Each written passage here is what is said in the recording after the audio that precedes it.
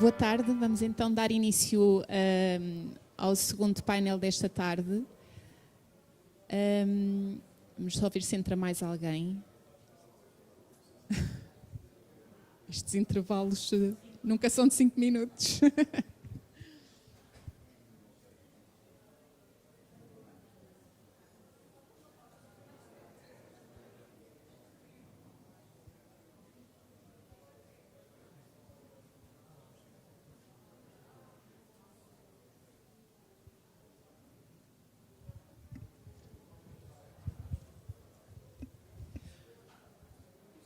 Começamos. Muito bem.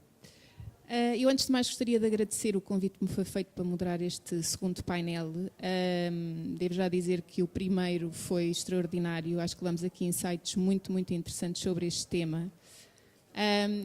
Neste painel, neste segundo painel, em que tenho comigo o professor Rui Nunes, a professora Graça Canto Muniz e o professor João Confraria, vamos tentar aqui dar resposta àquilo que eu diria que é a pergunta do milhão. Isto é, se existe um modelo de regulamentação e de regulação ideal. Nos últimos 2 anos nós temos assistido a uma verdadeira revolução tecnológica que transformou, que já está a transformar a forma como vivemos, como trabalhamos, como as empresas vão operar.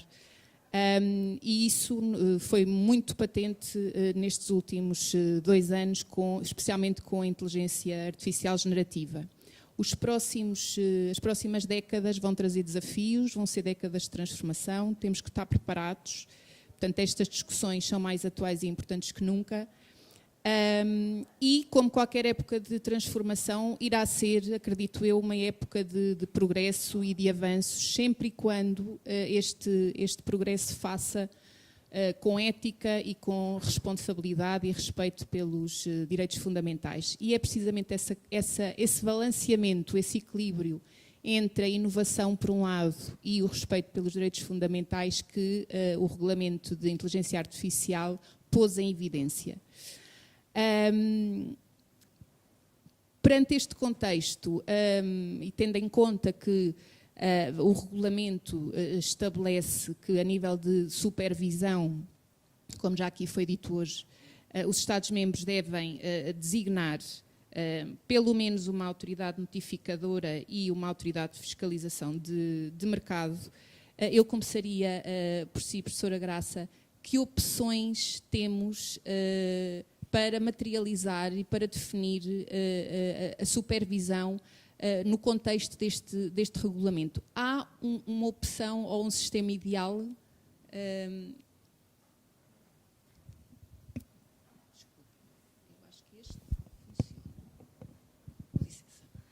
Muito boa tarde a todos. Começar por agradecer o convite para estar aqui ao Presidente do Conselho Executivo da Fundação Portuguesa das Comunicações, que não sei quem é, não sei se está aqui, já teve que sair, mas fica o agradecimento, e agradecer também à professora Maria Helena Monteiro. Já não é a primeira vez que participo em eventos da APDC, é sempre um gosto voltar, e também não posso deixar de deixar uma palavra ao Luís Neto Galvão, que é quem normalmente me desafia para estas incursões, e que, dos seus muitos chapéus, eu gosto sempre de agradecer, que é uma das pessoas que, pelo menos na Universidade Nova, na Faculdade de Direito, tem ajudado a crescer muito a área da proteção de dados, com diferentes iniciativas e diferentes envolvimentos. Isto dito, indo ao osso da questão, há atualmente 3 cenários que estão em discussão nos vários países da União Europeia. O cenário 1 é o cenário espanhol, que é a criação de uma autoridade especificamente para fiscalizar a inteligência artificial. Portanto, tem como missão principal, não é, desempenhar as funções que o regulamento atribui à autoridade de fiscalização do mercado. Um segundo cenário, que é um cenário que é recomendado numa posição do Comitê Europeu de Proteção de Dados Pessoais, numa posição do início deste ano, posição Statement 3/2024, se não estou em erro, onde se lê que as autoridades de proteção de dados são quem está mais bem posicionado neste momento na União Europeia para assumir a tarefa. Porquê? Porque se formos olhar para alguns casos recentes, sobretudo desde 2023, se formos ver algumas das coimas que foram aplicadas em matéria de proteção de dados, muitas delas dizem respeito a sistemas de inteligência artificial que colocam problemas de proteção de dados pessoais. E, portanto, a atuação da Autoridade de Controlo de Proteção de Dados é no sentido de fiscalizar o cumprimento do sistema de inteligência artificial à luz da legislação do Regulamento Geral de Proteção de Dados. Isto até é algo que eu costumo dizer aos meus alunos quando falo sobre isto, porque perguntam, professora, mas então não há ninguém a fiscalizar a inteligência artificial neste momento e nos últimos anos? Não, calma aí, há uma lista de coimas, não é? O caso mais conhecido é a suspensão do ChatGPT pela autoridade italiana, que de facto tinha ali uma série de problemas relacionados com o RGPD puro e duro, não é? Com o incumprimento do RGPD, questões de transparência, de licitude e por aí adiante. E depois há uma terceira alternativa, que eu não vi ser formalizada, que não em estudos que recomendam ações a governos e a Estados, e falo aqui de um estudo que foi preparado pela Autoridade das Infraestruturas Digitais na Holanda para recomendar uma decisão ao governo holandês, e nesse estudo a recomendação é: as autoridades de proteção de dados têm aqui um papel a fazer, mas não podemos ignorar que há determinados setores, por exemplo, a banca, os seguros, a saúde, que têm especificidades tais que vão exigir uma fiscalização setorial, ou seja, entidades que já existam hoje em dia, com a tarefa de fiscalizar esse setor ou essa área, devem assumir também o pelouro. E, portanto, neste terceiro cenário, nesta terceira versão, nós temos múltiplas entidades, não é? Temos as autoridades de controlo com função, uma autoridade na saúde, uma autoridade bancária e por aí adiante. Eu não tenho uma opinião sobre qual é que é o melhor destes três cenários, não é? E eu acho que depende muito de cada país e de cada Estado-membro. Mas uma coisa é certa, sendo eu uma pessoa que conhece bem a realidade da proteção de dados, se em Portugal decidirmos ir por esse caminho, nós não podemos continuar as coisas como estão neste momento, porque a nossa Autoridade de Proteção de Dados, como é público, não só pela Presidente anterior como pela atual, julgo que já o disse várias vezes, a nossa Autoridade não tem recursos, não tem meios financeiros, recursos humanos, para desempenhar as tarefas que tem hoje em dia, quanto mais para acumular tarefas que são novas e que são muito desafiantes, como já foi referido por intervenções anteriores. Portanto, a minha recomendação é, estes três cenários têm vantagens e desvantagens, não é?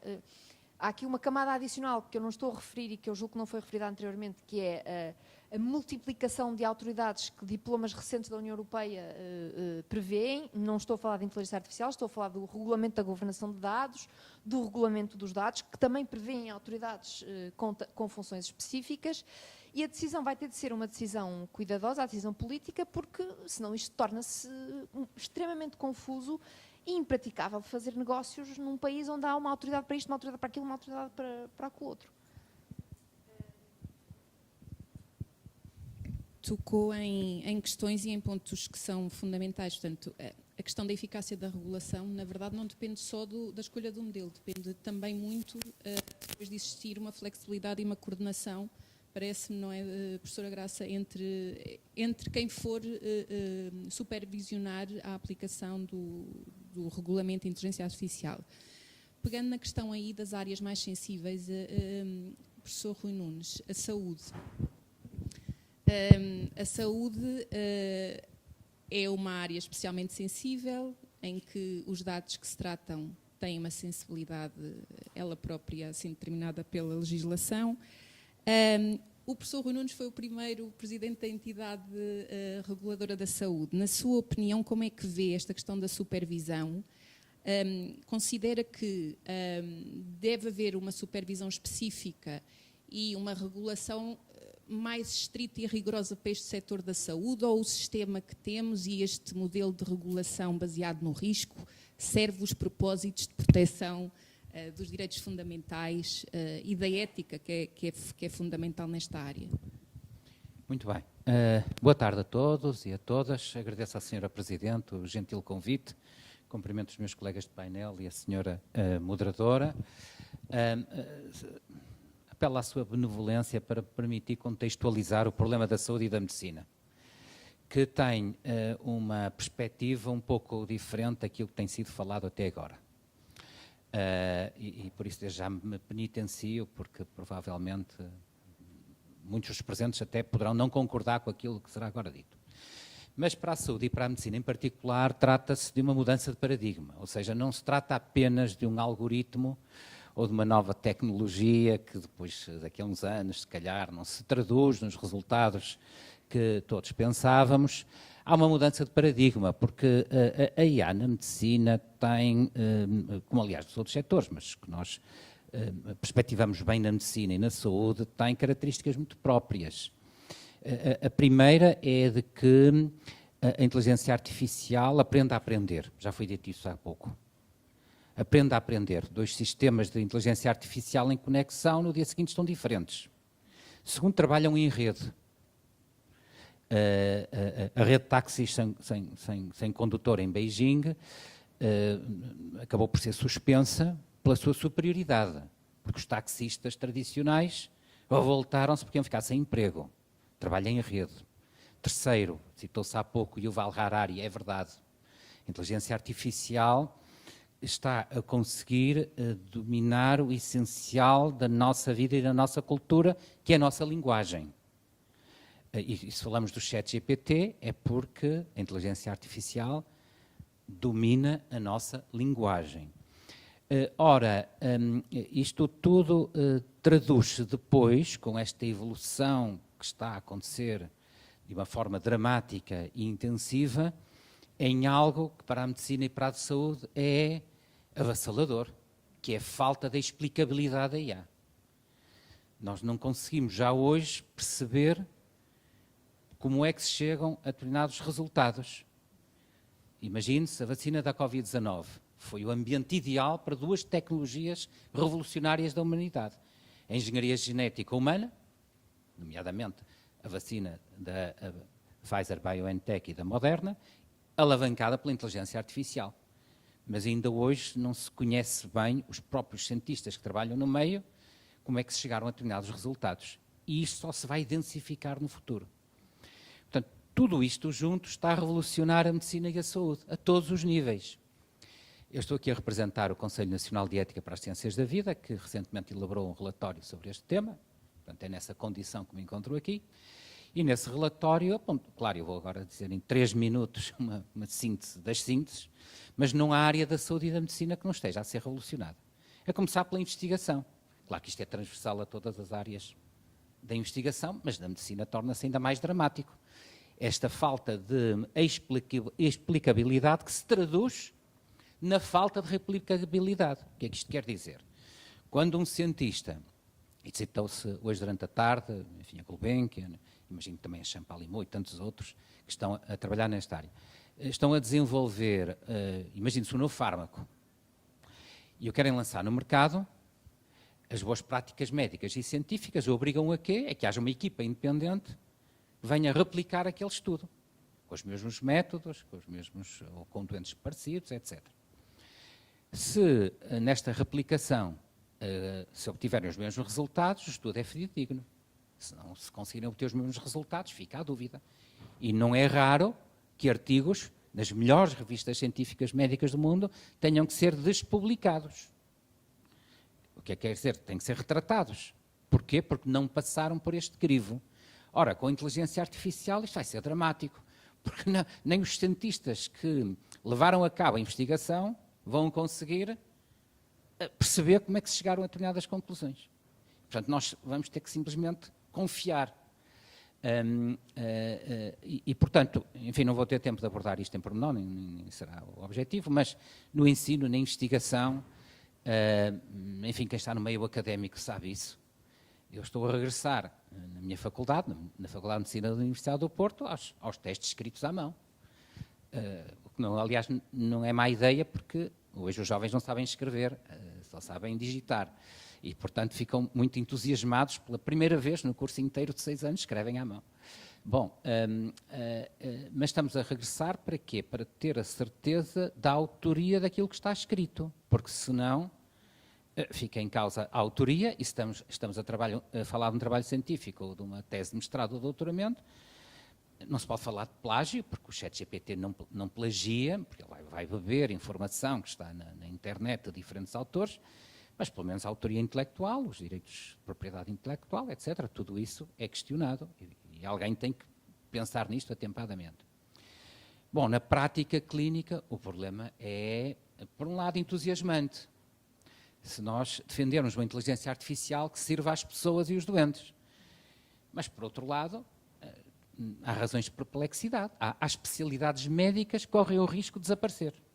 Só para termos uma ideia. Vou repetir. Há especialidades médicas, como a radiologia, que correm o risco de desaparecer.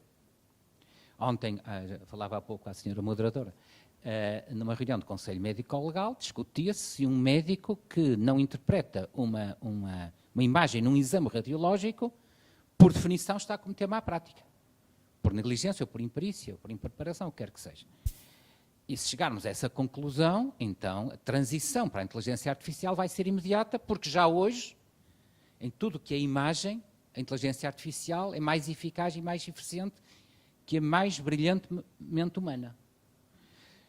Claro que isto depois suscita questões dramáticas, por exemplo, em termos de responsabilidade civil médica, na mudança do próprio sistema jurídico de responsabilidade civil, que é baseado na culpa ou não do profissional, mas se a decisão, se o processo de decisão foi através de um sistema de inteligência artificial, a quem vamos a sacar a responsabilidade. Não vai ser ao médico, nem ao enfermeiro, nem ao engenheiro que ajuda a operar essa tecnologia. Bom, já para não falar, vou sintetizar muito, mas só a cirurgia robótica, por exemplo, totalmente autónoma, em que falou-se há pouco do copilot, depois o cirurgião de futuro vai ser o copiloto da inteligência artificial. Portanto, vai ser o robô que faz a cirurgia à distância ou não, e o médico vai ser um mero copiloto. Portanto, resumindo e concluindo, podia falar dos cuidados continuados, dos cuidados paliativos, das diretivas antecipadas de vontade. Ainda li hoje um artigo, na vinda para Lisboa, de que a inteligência artificial está a ser utilizada juntamente com os tais lake data que falámos há pouco, de todos os dados de saúde que estão a circular para melhor interpretar a vontade do doente na interpretação do testamento vital. Muito melhor e mais eficaz que o Procurador de Cuidados de Saúde. Enfim, isto levava-nos muito longe, mas só para dizer que na medicina e na saúde há especificidades onde a proteção de dados naturalmente é uma questão central, mas que extravasa muito a proteção de dados. Estamos a falar da essência da própria relação do médico com o doente e do sistema de saúde com os pacientes. Mas acho que relativamente à supervisão, que os mecanismos atualmente previstos cumprem este objetivo de manter a decisão focada no ser humano, no paciente e nos seus direitos fundamentais, e a nível de formação das próprias entidades de supervisão, não teria que haver uma formação específica para estas áreas tão sensíveis? Ora bom, quanto ao sistema de supervisão, eu assisti com enorme agrado a sessão hoje durante a tarde, não tenho uma ideia fechada, não tenho ideia se deve ser um mecanismo europeu que depois acaba por ir de forma tentacular e para cada Estado-membro, se deve haver um organismo supervisor a nível nacional, se deve ser um dos supervisores que assume essa tarefa. Agora sei que a saúde precisa de uma regulação dedicada e específica. Sobre isso não tenho dúvida que tem que haver. Porquê? Porque há aqui muitas particularidades. Houve uma sintonia muito grande no painel anterior, foi reconhecido, e é verdade. E com certeza também há no setor da saúde e da medicina. Mas o que há muitas particularidades que necessitam de conhecimento aprofundado por parte dos reguladores em matéria de inteligência artificial, mas também em matéria de saúde. Por exemplo, estamos a falar numa ERPI, numa entidade residencial para pessoas idosas, onde o cuidador deixa de ser um humano para ser um robô autónomo ou humanoide. Isto tem que ser regulado, porque senão dá aquilo que aconteceu durante a Covid-19, onde não havia supervisão, por exemplo, da área da saúde. Estava apenas a cargo da Segurança Social. Por conseguinte, há toda esta panóplia, não há área da saúde e da medicina e da investigação que não vai ser profundamente alterada e da saúde, estou a falar não apenas da medicina, estamos a falar da enfermagem, da psicologia, da nutrição, por aí adiante, onde não vai ser profundamente alterada no seu conteúdo estrutural pela inteligência artificial. E, por conseguinte, isto necessita de uma regulação dedicada e específica. Poderá ser um ramo, entretanto, profissionalizado de entidade reguladora da saúde ou não. Professor João Confraria, este regulamento traz também aqui desafios que impactam muito no mundo empresarial, no contexto das empresas, na forma como se vai continuar e tem que continuar a inovar, mas de que maneira é que isso compagina com a capacidade de as nossas empresas, principalmente as pequenas e médias, terem capacidade competitiva. Eu gostaria de ouvir sobre esse tema e também sobre as questões de responsabilidade que se levantam em toda a cadeia de valor e o impacto que esta regulação tem em toda a economia. Não sei. Não faço a menor ideia. Ou pelo menos dê-nos umas luzes, serão de certeza, já ajudarão bastante. E tinha aqui muito mais, e tenho muito mais aqui para... Quando se metem aqui considerações económicas, eu acho que há aqui uma ambiguidade no regulamento, logo no princípio, que me faz confusão, que é a definição de risco. Isto é um modelo de regulação com base no risco, sim senhores, ainda bem, há jurisprudência sobre isso, temos organizações, organismos de notificação, organismos de avaliação de conformidade, temos tudo isso. Mas a definição de risco que o regulamento usa é uma regulação económica, é uma definição quase económica, que é, dizem claramente que o risco é a probabilidade do acidente vezes a dimensão do acidente. Eu, como tenho treino profissional de economista, vivo bem com isto, até estou treinado para dar um valor ao acidente e ensino as criancinhas a dar um valor ao acidente, um valor monetário. Mas agora, como o regulamento anda sobretudo à volta de direitos fundamentais, não sei como é que vão fazer isso. Não sei como é que se vê a dimensão da violação de um direito fundamental. E se forem violaçõezinhas de uma série de direitos fundamentais, todas chamadas, contam com uma grande? E, portanto, acho que há uma certa dificuldade de transpor os métodos do regulamento que estão orientados para os direitos fundamentais, para a proteção de direitos fundamentais, para questões mais prosaicas da vida económica, porque, de facto, os direitos fundamentais são meta económicos, são mais importantes. Dito isto, julgo que a sua pergunta está relacionada com a outra, com o que tivemos a discutir até agora de uma outra forma. Até agora tivemos em boa parte a falar da questão da coordenação entre as autoridades reguladoras, eu julgo que antes disso é necessário coordenar as peças legislativas. Eu não sou jurista, portanto estou aqui a pôr-me em bicos dos pés, mas acho que é coordenar as peças legislativas. Uma delas é, de facto, na área da responsabilidade civil. Há uma coitada de uma PME em Portugal que quer vender umas portas de garagem com inteligência artificial. O algoritmo, a certa altura, funciona mal, há um carro que se é danificado e há uma criancinha que fica ferida. De quem é que é a responsabilidade? Há uma empresa que quer instalar aí frigoríficos para restaurantes com um sistema de inteligência artificial. O algoritmo funciona mal, lá vai o estoque do restaurante por água abaixo. De quem é que é a responsabilidade? Julgo que isso está pendente, não é? A União Europeia tem... Eu no final darei algum tempo para questões da audiência. Agradecia que o professor pudesse concluir. Acho que a situação atual gera incerteza regulatória para as empresas e é uma matéria onde as empresas não podem estar sujeitas a incerteza regulatória nem legal. Pedia-lhe, é que senão não conseguimos seguir aqui o debate de uma forma proveitosa e eficiente. Professor, um outro problema relaciona-se com a competitividade, o da indústria. Neste caso, e quando falamos da competitividade da indústria, estamos a falar de dois casos diferentes de competitividade. Um deles é a competitividade da indústria de inteligência artificial E sobre esta há grande questão, quer dizer, os custos de regulação que resultam do regulamento podem prejudicar o desenvolvimento da indústria europeia de inteligência artificial. Se houver alguém que esteja a desenvolver uma aplicação de alto risco, enquanto faz os testes todos, há de haver uma empresa europeia, uma empresa americana que lança o produto no mercado americano e no outro mercado. Esse é um dos custos. Depois, outra questão que tem que ser discutida são os custos das empresas. A Comissão Europeia apresentou os custos das empresas nos regulamentos, na avaliação de impacto, e a apresentação que fez desses custos das empresas levanta-me algumas dúvidas. Parece-me muito conservadora. Eles apresentaram custos tendo como referência, sobretudo, uma aplicação de inteligência artificial com um custo de desenvolvimento de 170 mil euros. E depois fizeram duas hipóteses para argumentar que o peso do regulamento na indústria seria relativamente pequeno. Fizeram duas hipóteses arriscadas. A primeira disseram assim: boa parte das exigências do regulamento já são cumpridas por uma boa empresa. E, portanto, o incremento é relativamente pequeno. E depois a outra parte, para considerarem que este regulamento põe um ónus pequeno na indústria europeia, é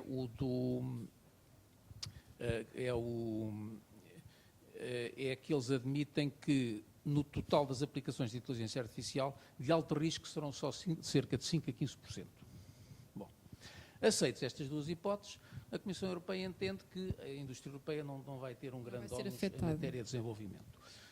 Para os utilizadores, eles prevêem um custo anual para uma aplicação com um custo de desenvolvimento de 170 mil euros, para um custo anual anda à volta de 5 mil a 8 mil euros, que não parece excessivo.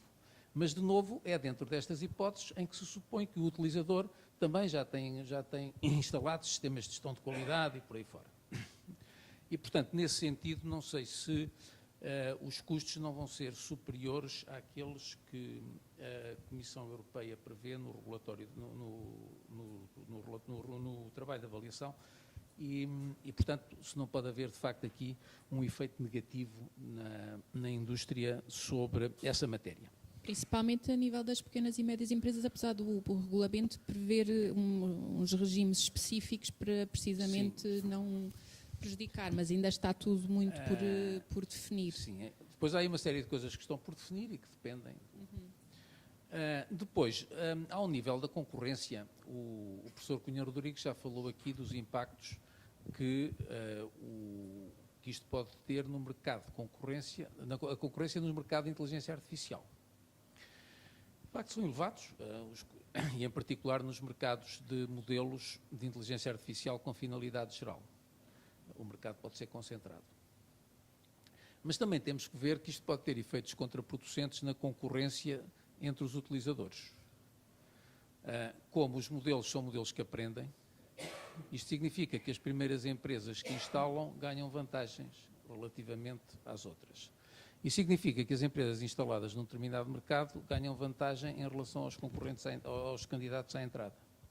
Isto, paradoxalmente, torna o mercado menos contestável, que era um ideal. Portanto, vai proteger as empresas instaladas. Não é um problema necessariamente de política de concorrência, dado que isto vai acontecer não só nos mercados onde há empresas com posição dominante, como em mercados onde não há empresas que, tecnicamente e de acordo com os critérios da concorrência, tenham posição dominante. Portanto, isto pode prejudicar, paradoxalmente, a dinâmica concorrencial nos mercados europeus que utilizem a inteligência artificial.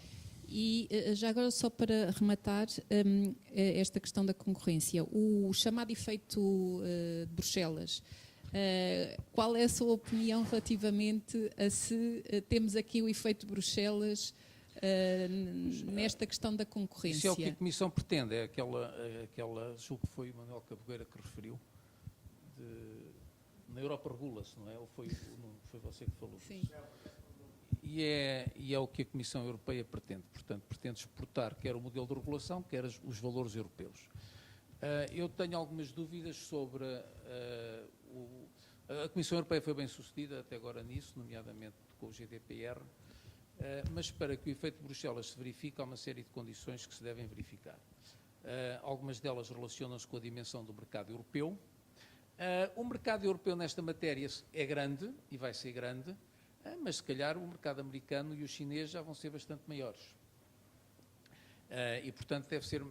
por outro lado, há questões de capacidade regulatória, que em princípio a Europa, pelo menos ao nível da Comissão, tem, mas a nível nacional pode não ter. Mas julgo que o principal problema estará no nível de rigor que é exigido. Para que o efeito de Bruxelas se verifique, significa que a regulação europeia tem que ser a mais rigorosa do mundo. Porque assim, quem cumprir esta, cumpre todas as outras. E, portanto, garante o acesso ao mercado em todos os lados. Neste caso, pode acontecer que seja, ainda não se sabe muito bem o que é que vai acontecer. Os Estados Unidos, neste momento, não é, a nível federal. A nível de alguns estados, ainda não se sabe muito bem o que é que vai acontecer na Califórnia. Mas no mercado europeu nós temos a regulação centrada nos sistemas de alto risco para a inteligência artificial ou nas modelos de inteligência artificial de finalidade geral nos riscos sistémicos. O que quer dizer que os outros não são assim muito regulados. E, portanto, por aí isso pode ser um enorme buraco no efeito, no efeito Bruxelas. Acho que há aqui um grande ponto de interrogação e eu não apostaria nisso. Até porque depois há outras coisas que resultam da questão dos direitos fundamentais. Como é que os países não europeus, para venderem aplicações no mercado europeu, vão fazer a sua interpretação dos direitos fundamentais? Mas há para aí mais uma série de coisas. Porque, de facto, há aqui valores não económicos que vão ter que entrar na esfera económica. E são valores não económicos que entram na esfera económica e que, antes de entrarem na esfera económica, têm que ser traduzidos em software. Acho que é uma grande complicação. É um problema complexo, sim. Desde logo pela própria interpretação do quadro normativo. Professora Graça, esta questão da compreensão das implicações do regulamento de inteligência artificial e da própria inteligência artificial enquanto tecnologia são bastante complexas e levantam-se muitas questões até ao nível da necessidade de dar literacia digital a toda a sociedade para saber do que é que se está a tratar. Quando olhamos para os dados e para os mecanismos de consentimento para tratamento de dados que temos atualmente, considera que são suficientes e que os titulares conseguirão saber para que é que estão a dar o seu consentimento, ou isto tem que levar tudo aqui uma reformulação muito grande a nível da forma como os dados são geridos e regulada esta matéria? Eu acho que não era preciso haver inteligência artificial para responder. Estão a ouvir? Atrás? Acho que não era preciso haver inteligência artificial para a minha resposta ser sim. Porque na academia discute-se muito, ou melhor, há uma parte da doutrina que entende que o consentimento não devia ser usado como fundamento de licitude, não devia existir, não devia a lei, não devia incluir o consentimento, por várias razões, mas a principal é que, como estava a dizer, muitas pessoas, quando estão a consentir, não compreendem aquilo em que estão a consentir, não é? Porque é aquela história, as políticas de privacidade são longuíssimas, são escritas por juristas que estão mais preocupados com o seu risco e com o risco do seu cliente do que, efetivamente, redigir uma política de privacidade que o leitor vai cumprir e, portanto, há uma parte da doutrina que entende que o consentimento é, enfim, uma ficção, não é? Sobretudo hoje em dia, e com o surgimento da inteligência artificial, essa ideia voltou a surgir, essa posição doutrinal voltou a surgir porque a inteligência artificial, como já foi aqui dito, vem trazer uma complexidade adicional aos sistemas informáticos, vamos chamar assim lato sensu, que ainda torna mais complicado explicar a um banco, explicar a uma seguradora, conseguir explicar, não é? E, portanto, respondendo à sua pergunta, eu acho que sim, mas eu também tenho visto, estou bastante no terreno e tenho visto muitas empresas a procurar formas mais criativas de garantir que as suas práticas são transparentes e de garantir que o cliente realmente, ou compreende minimamente para que é que os seus dados vão ser usados. Isso passa por vídeos, não é? A gamificação, que é hoje uma solução que está muito na moda e que, de facto, permite que o leitor ou o cliente, não é, está realmente a compreender, no momento em que dá os seus dados, está realmente a compreender. Agora, vem mais uma vez o problema dos custos e do tempo que é necessário para ter esta preocupação, não é? Em Portugal, as nossas empresas têm outras preocupações que não estão tão relacionadas com isto. Eu tinha aqui uma questão que se calhar lançou os três, porque julgo que os senhores poderão ter uma opinião muito interessante sobre várias perspectivas sobre ela, que tem a ver com o tema de, segundo o princípio, com base no princípio da minimização de dados, como é que este princípio, porque isto agora levanta aqui questões muito interessantes, como é que conjugamos todas as regulações em todas as áreas, como é que com a minimização dos dados asseguramos em paralelo o princípio da não discriminação e de não termos vieses. Se calhar começava também por si, professora Graça. Eu na semana passada estive numa conferência aqui em Lisboa e esteve cá um professor australiano que dá aulas na Noruega, que é o professor Lee Bygrave. Ele dizia assim, começou por dizer que muitos colegas australianos e daquela parte do mundo diziam que, a propósito do regulamento de inteligência artificial, diziam que a União Europeia acabou de aprovar a segunda lei de proteção de dados com mais impacto no mundo. Portanto, para sublinhar que há uma lógica de complementariedade. E além dessa lógica de complementariedade, o regulamento de inteligência artificial em matéria de tratamento de dados vem trazer ali algumas exigências novas. Vem falar de pertinência de dados no artigo 10º e vem introduzir algumas exceções ao regulamento, nomeadamente no que diz à utilização de categorias especiais de dados, nomeadamente na área da saúde, não é? E vem dizer que para algumas finalidades muito concretas, nomeadamente para a correção de vieses e de potenciais erros, na fase de testagem e de validação do sistema, não é? Vem permitir uma certa flexibilização do princípio da minimização, que faz sentido, não é? E que está legalmente previsto. Mas eu, pessoalmente, acho que vai ser um esforço hercúleo. Eu tenho muitas dúvidas de interpretação de várias normas que estão no regulamento e da sua articulação com o RGPD e com outros diplomas da economia digital, digamos assim. Professor Rui, sobre esta matéria, e os dados sensíveis aqui são fundamentais e a questão da não discriminação também na área da saúde. Sim. É preciso entender-se que o problema da inteligência artificial da saúde nem de perto nem de longe se reduz à questão dos dados. Eu penso que passei essa ideia, mas queria reforçar, porque provavelmente questões relacionadas com a cirurgia robótica e tantas outras questões são tão mais importantes e suscitam mais questões éticas gerais e de ética médica. Agora, dito isto, é evidente que a questão da proteção de dados na saúde é um problema já antigo, com o qual nos deparamos todos os dias. Porquê? Porque qualquer um de nós, como utente dos serviços de saúde, ou como doente, como eu prefiro chamar, confia no profissional de saúde, médico ou não médico, mas geralmente o médico, para que os seus dados sejam utilizados com uma determinada finalidade. Ou seja, imagine-se, tratar o doente que socorre do sistema de saúde. E, portanto, esta questão já antiga, mas hoje tem uma interpretação diferente face, precisamente, à inteligência artificial e esta prolixidade de dados que podem ser utilizados para múltiplas finalidades. E, por consequência, eu diria que se para a saúde e para a medicina a proteção de dados é uma questão central, enfim, isto está um pouco para além desta sessão, mas recordo para os médicos aqui presentes, se houver algum, que uma das principais obrigações éticas que um médico se compromete antes de exercer a profissão é o segredo médico, porque no fundo é a proteção dos dados, mas agora vê-se claramente exponenciada, nomeadamente também a nível europeu. Poderá não haver uma cloud europeia, como se falou há pouco, mas há um espaço europeu de dados de saúde. E isso remete-me para a questão de uma necessidade de regular ainda mais os dados pessoais sensíveis, de as pessoas, o cidadão comum, ter uma razoável segurança de que esses dados são utilizados em seu benefício e apenas a título excepcional, por exemplo, para fins de investigação, mas quando houver um relevantíssimo interesse público e não por um motivo mais banal.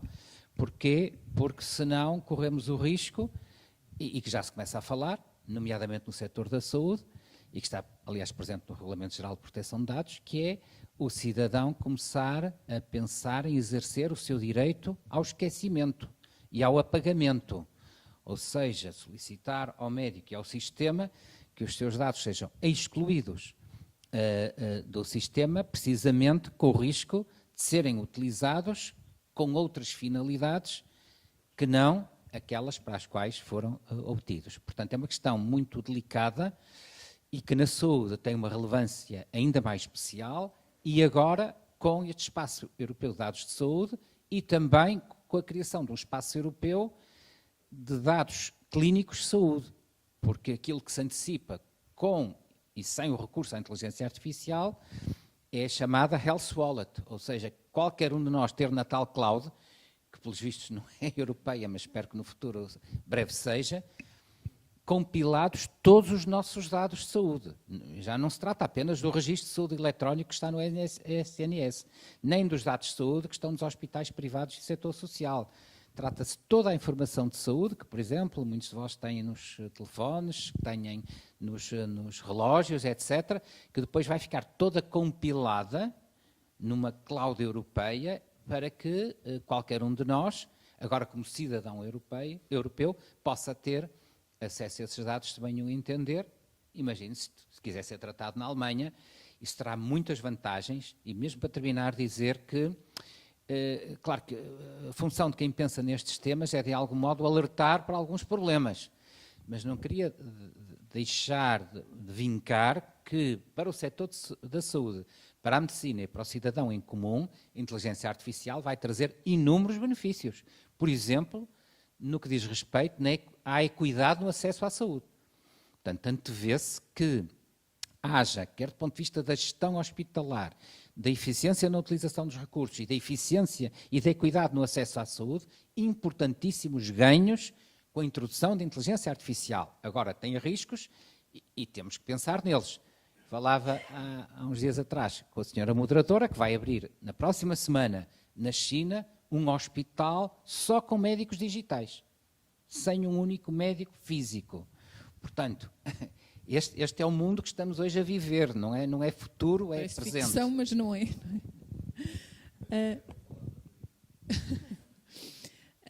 Professor João Confraria, como última questão, antes de passar a palavra à audiência para ver se há alguma questão que queiram colocar, o tema dos direitos de autor e da propriedade intelectual também é um tema crítico e que levanta inúmeras questões no que toca à defesa dos interesses de empresas, dos autores, das dinâmicas comerciais.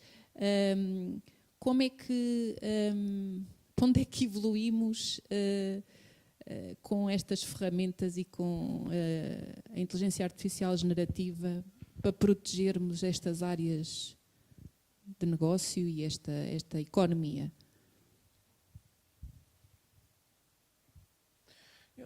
Eu julgo que isso faz parte do conjunto de diplomas onde é importante assegurar alguma compatibilidade entre o regulamento de inteligência artificial e o resto que está, inclui o RGPD, inclui a legislação de inteligência artificial, inclui a responsabilidade civil, não desfazendo, portanto, acho que a preocupação que me parece que há aí, do ponto de vista das empresas, é o risco regulativo que vão ter. Quem é que está em condições de suportar este risco regulativo? Normalmente são as grandes empresas. E, portanto, dá-me a ideia que a complexidade do regulamento, que o regulamento impõe, a complexidade da interação entre o regulamento e o resto do quadro legal, é mais uma das coisas, além dos custos de treino dos modelos e dos custos de verificação, que vai favorecer bastante as grandes empresas. Não sei se a audiência tem alguma questão para colocar ao painel.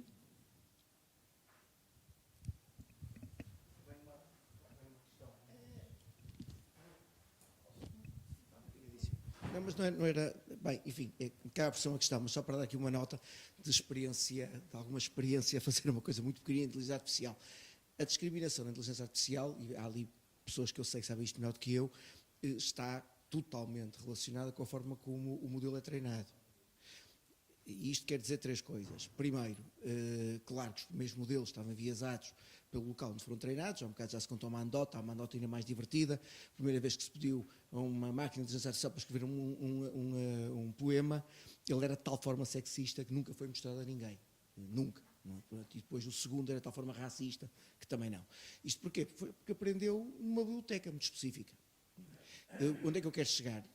É uma preocupação, a forma como se treinam os modelos, é uma preocupação a base de dados que se dá aos modelos para serem treinados, é uma preocupação ainda maior os modelos que são proibidos de treino circular sobre a criação dos seus próprios dados, mas depois há uma questão que me preocupa muito, Sr. Professor, que é a questão de, e ainda bem, e agora por favor entendam o que eu vou dizer, é preciso dizer isto com muito cuidado, mas se nós vivemos num determinado ambiente em que os dados são excessivamente controlados, realmente vamos ter uma desvantagem porque o modelo não vai estar treinado para determinadas situações. Da mesma maneira que, agora aquilo que vou dizer é totalmente fora da minha área, na área médica, eu acredito que, por exemplo, treinar um modelo com exemplos de fisionomia caucasiana depois talvez não se apliquem totalmente noutras áreas do mundo. Isso era um problema. Há um bocado eu falava de exemplos. Na semana passada vi o Instituto Pedro Nunes de Coimbra desenvolveu uma máquina que faz ecografia à distância. Por razões éticas não podem fazer a grávidas, mas podem fazer todos os restantes, em todas as outras situações. A máquina é treinada com inteligência artificial para harmonizar o gesto e uma das coisas que eles fazem, por exemplo, é pôr a máquina em ambulâncias do INEM, para em cima do momento fazer uma ecografia, que é uma coisa espantosa. Eu imagino que isto depois não possa ser aplicado a tudo. Isto só para dizer que a discriminação é uma coisa que me preocupa muito. Depende muito da forma como é treinado e depois depende muito da forma como se pode ter acesso a todo o resto. Eu, como vou ter que ir embora, e vão-me perdoar fazer isto, mas de vez em quando uma pessoa tem a oportunidade de dizer coisas em voz alta que depois não volta a ter. Sr. Professor, grande mentor, professor Conceição Nunes, eu só agora é que realizei quem era, que era o pai. Por isso, publicamente, é uma pessoa que muita falta me faz. E deixo-lhe essa nota, porque só há pouco é que de repente olhei e pensei, espera, estou perante alguém que eu me lembro da minha juventude e da Universidade do Porto. Peço desculpa. É por isto que a inteligência artificial não faz tudo o que é. Eu vou continuar com o foco e fazer uma pergunta nas pessoas. Obrigada. E também é para o professor. Eu gostava de lhe perguntar como é que é esse hospital na China, se tem supervisão humana, apesar de tudo, porque o regulamento na Europa, onde se vai aplicar e de onde quem vier para a Europa vai ter que respeitar o regulamento, exige sempre supervisão humana, transparência e supervisão humana, que depois responde aos problemas da responsabilidade. Portanto, neste momento, parece-me que, segundo a regulamentação existente, e eu sou advogada, tenho estudado bastante o regulamento, venho da proteção de dados e, portanto, tenho feito um esforço muito grande para acompanhar esta matéria. Tudo aquilo que aprendi até agora, e se calhar falta muitas peças, é que a responsabilidade nunca pode ser colocada na máquina, a responsabilidade será sempre de uma entidade, ou de uma empresa, ou de uma pessoa. E, portanto, estava-lhe também aqui a fazer este desafio para partilhar um bocadinho estes conhecimentos. Obrigada.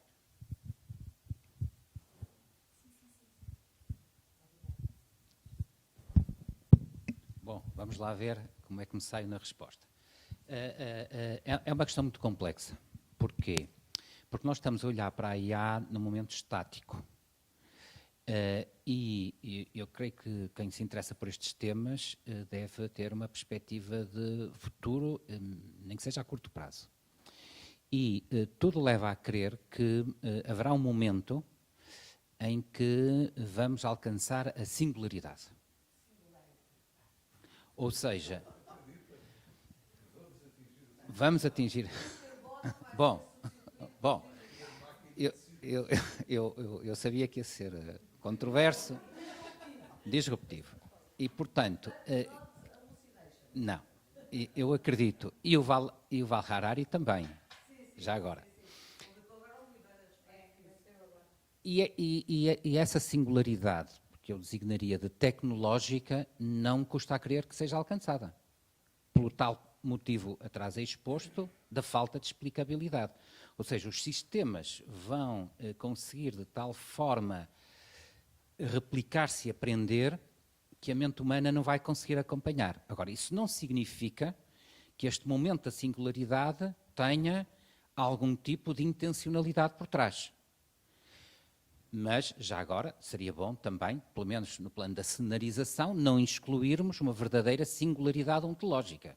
Mas essa era uma outra questão a discutir. Ou seja, se um dia existirá ou não personalidade cibernética, do ponto de vista jurídico já se começa a falar, mas verdadeira personalidade moral. Mas deixando de lado essa discussão, que é interessante e que pode ser mais célere do que podemos estar neste momento a antecipar, respondendo concretamente, é evidente que neste momento há supervisão humana. Mas a minha pergunta é o que é que significa supervisão humana?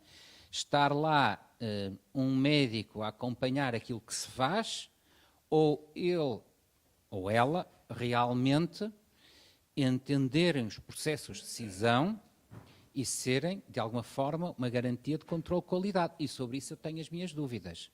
Neste momento, com certeza que sim, mas com a rapidez com que todos estes sistemas estão a evoluir, tenho francamente as minhas dúvidas.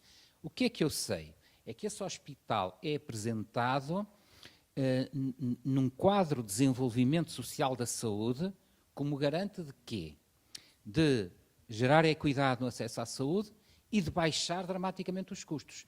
Acresce o facto de que se trata de uma sociedade com problemas demográficos, como sabemos, porque a política de um casal, um filho, leva a que mais cedo ou mais tarde haja uma inversão da pirâmide demográfica, já se está a antecipar, raciocínio meu, portanto é uma especulação minha, está-se a antecipar o momento da transição demográfica. E onde haverá menos jovens e, portanto, também menos jovens disponíveis para o setor da saúde. Portanto, a resposta é sim, com certeza que há supervisão humana. Por quanto tempo? Não sei. Já agora, prende-se com a questão da responsabilidade civil. Porque no que diz respeito à porta que baixa e que parte uma perna a alguém, uma criança, ou quem quer que seja, eu percebo o raciocínio. Mas numa neurocirurgia complicada, levada a cabo por um robô dotado de autonomia, onde não há uma falha técnica, portanto não se vai pedir responsabilidades à empresa construtora, onde não houve nenhuma falha de organização, portanto como é que se vai pedir responsabilidades ao hospital, e onde o médico é um mero supervisor ou copiloto, num ambiente que não é tudo ou nada, porque a prática da saúde, por definição, é um compromisso de meios, não é de resultados. Portanto, não posso assegurar um resultado, mas a inteligência artificial tem um resultado menos bom, mas ainda assim superior em média do que um humano, como é que fica o sistema de responsabilidade civil? Esta é a minha pergunta para os juristas, porque eu sou um simples médico. Como é que fica o sistema de responsabilidade civil? Professor João, professor João queria acrescentar algo. Não, antes de chegarmos à singularidade, eu tenho a ideia que este regulamento, quem fez este regulamento não está a pensar na singularidade. Quem fez o regulamento que está em discussão na Califórnia está a pensar na singularidade. Quem fez este não está a pensar nisso, está a pensar em coisas mais prosaicas e em procurar que a sociedade ganhe tanto quanto possível com a inteligência artificial. Quer em termos de efeitos económicos, quer em questões de meta-económicas. E aqui, julgo que o que era importante era nós termos uma visão um bocadinho dinâmica do assunto. A lei está sempre atrás da realidade tecnológica e os reguladores estão sempre ultrapassados. Isso é mais ou menos inevitável. O que devíamos ter era um sistema mais ou menos dinâmico, através do qual a regulação se fosse adaptando, em primeiro lugar. Não sei se aqueles órgãos consultivos que se prevêem para o iOffice e para a Comissão podem desempenhar esse papel de ir alertando a Comissão e o iOffice para aquilo que se vai passando, não entre os especialistas, mas entre os utilizadores em geral. E o segundo aspecto é que acho que era preciso educar as pessoas para usar a inteligência artificial. Eu tenho tentado trabalhar com o ChatGPT. Como é que eu trato a criatura? Eu estou cada vez mais inclinado a tratá-la como uma pessoa da qual discordo. Da qual discordo em termos de o tipo de perguntas que eu neste momento lhe ando a fazer e com a qual estou a trabalhar, alguns são profissionais, que é, por exemplo, algumas questões sobre a regulação da concorrência em Portugal. As respostas daquilo são excessivamente politicamente corretas. Não, tem ali coisas que não fazem sentido. Depois faço uma pergunta mais que é, qual é o melhor clube português? A resposta é clube de futebol. A resposta é tão politicamente correta que assim, não, eu discordo desta criatura. Mas a melhor forma de aproveitar o potencial daquilo, julgo eu, acaba por ser, apesar daquele ser um modelozinho de provisão, um modelozinho, enfim, que custou 100 milhões, em que o treino custou 100 milhões, mas apesar de ser um modelo de previsão, julgo que a melhor forma é tratar aquilo como uma pessoa. Mas, de facto, a forma como as pessoas, cada um de nós e as empresas devem usar os modelos, é uma coisa que vai ter um processo de aprendizagem até que a sociedade possa retirar o ganho económico e o ganho social que se espera dali. As empresas vão aprender à sua custa e vão investir em advogados para se protegerem de riscos legais, portanto, todos estes problemas são uma vantagem, são um mercado para os advogados, o que é bom, quer dizer, mas tem que se proteger desses riscos legais. Mas as pessoas normalmente têm acesso a isso. Para mim, um grande ponto de interrogação é como é que as pessoas, na sua vida corrente, podem usar este tipo de modelos. Porque, de facto, dá a ideia que o AI Act não está feito a pensar na singularidade. Ninguém pensou nisso, já é outra. Muito obrigada por estas notas finais. Eu pegava só na questão da necessidade de termos que conhecer e ser conhecedores, no fundo, do que é que tudo isto implica a nível da sociedade. Mais uma vez eu agradeço porque estes eventos e estas iniciativas contribuem em muito para que a discussão se faça e se comecem a pensar nestas questões e ajuda nessa tarefa e nesse caminho de digitalização, de literacia digital e de ajudar a sociedade a ficar mais conhecedora disto, que no fim do dia é o que se pretende em primeira mão. Obrigada e termino o painel. Obrigada.